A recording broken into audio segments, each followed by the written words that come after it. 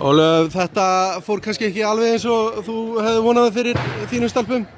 Nei, við vorum ekki að gera það sem við lögðum upp með og já, við þurfum bara að koma tilbaka og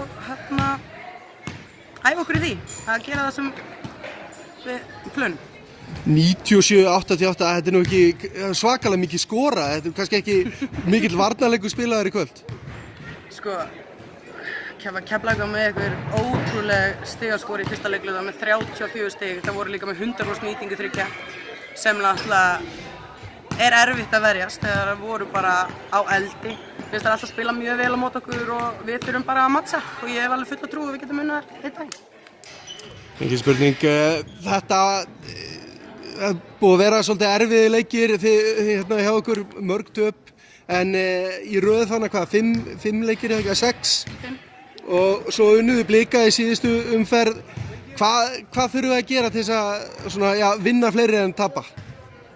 Ég vil bara stelpna að trúa sjálfur sér. Ég vil að þær trúi jafn mikið á sig og ég trúa þær og ég þarf bara að fá það til að treysta mér og trúa því hvað þær eru góðar og vera tilbúnar að spila sem besta leik fyrir hvern einasta leik. Það voru bara ekki tilbúinir í þessum leik, við vorum ekki speysa nógu vel, við vorum ekki taka nógu fráköst og já, vörnin var ekki nógu góð. Það bara, mér fannst Eva mjög góð, hún var óhrædd að fara á körfuna.